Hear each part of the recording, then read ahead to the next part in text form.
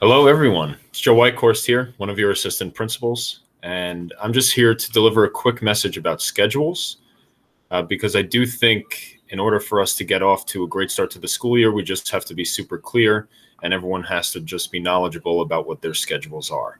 So the teachers have their schedules. You all, as students, also have access to your schedules on the parent portal.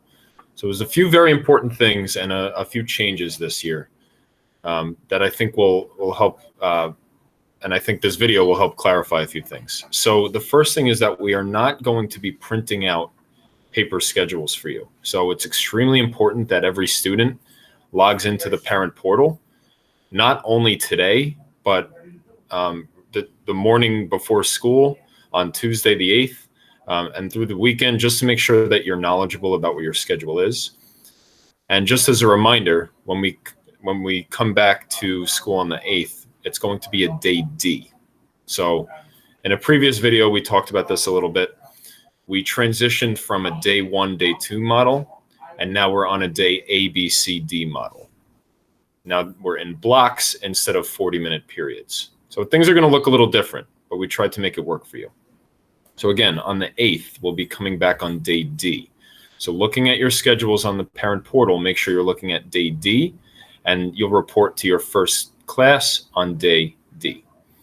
I also wanted to bring up, I mentioned it a little bit just before, that throughout this week, because of social distancing and some other things that came up, there have been slight tweaks to some people's schedules. Not necessarily your teacher, but your classroom might have changed. And that might have happened because maybe the classroom that it was originally scheduled for was too small to fit the number of students, so we moved you to a bigger classroom. So you're going to want to check your schedules this weekend. I would check it on Monday and even Tuesday morning before you come in. Take a screenshot on your phone or print it out at home so that you have it, so that you know where to go. But again, room numbers might have changed since the schedules went live last Friday, so you're going to want to make sure to look at that again. And one last thing I'll recommend is to communicate with your teachers. Now that you can see who they are, you can email them, communicate with them, talk to them about your needs. Please reach out to any of us if you need any help with anything. And I just looked at my paper here and I realized there's one other thing that I forgot to mention.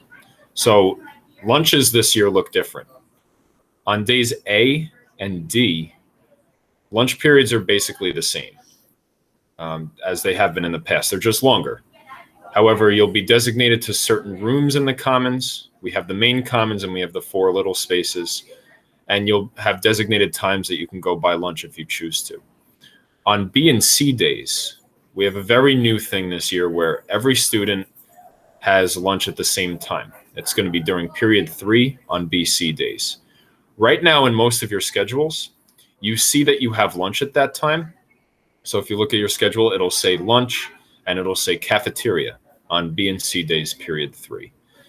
However, we're working on assigning students to specific rooms because if you have a universal lunch period, you can't just have everyone reporting to the commons. So we're going to have students reporting to specific rooms. That will be loaded into your schedules, hopefully by the end of this week. If not, it'll be very early next week. But we're going to need to ask you to keep checking your student schedules until, as we get started next week. So that's still being worked on. If you have any questions about that, please let us know. And one other thing I'll bring up while I have you about schedules is some of you that have late start in your schedule, that should already be built in if you requested it and it worked out.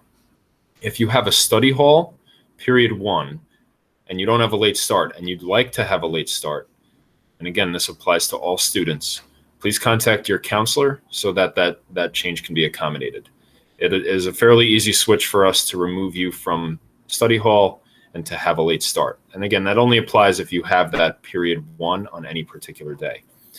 Now, if you have a lunch or you have a study hall on the last block of any day, so that's block 5 of any day, if it's lunch or study hall, you are eligible to have an early release, which normally is just for seniors, but we extended that option for all students this year. So there is a form on our reopening website that will be published. We'll also have hard copies of the form in room 205, which is right next door to my office. That's where a lot of our clerical will be, including Mrs. Winkowski, who's our attendance secretary. She will be the one that you give these forms to. They have to be filled out and notarized ahead of time before we can allow you to be on the early release list. So that's my schedule summary. So just to go over the key bullet points again, no paper schedules. So make sure you're checking your schedule. Don't check it today and then forget about it until Tuesday. Please check it again over the weekend and Tuesday morning to make sure you really know where you're supposed to be. We are continuing to make some tweaks to room numbers. That's just so that we can make sure that classes can fit and stay together in a safe, socially distant way. Make sure to communicate with your teachers about any concerns you might have. We're still working on the lunch assignments, and especially on the days B and C period 3 lunches. You'll be assigned to specific rooms, so please keep checking that. And if you are seeking a late start, contact your counselor. If you are eligible for early release, you'll fill out the form and have it notarized and handed in to Mrs. Winkowski. So I know I went over a lot of information there, but to me, the functioning of a school is dependent on how the schedule runs. So we're hoping that everyone has their schedule set. We feel very good about what we were able to do. We have maintained all of our programming and all of our classes throughout all of this. And we're just incredibly happy to have that, but also to have all of you returning to us in a few days. So if you have general questions regarding schedules, reach out to me, reach out to your counselor, but reach out to your teachers, and we hope to see you soon. Take care, everyone.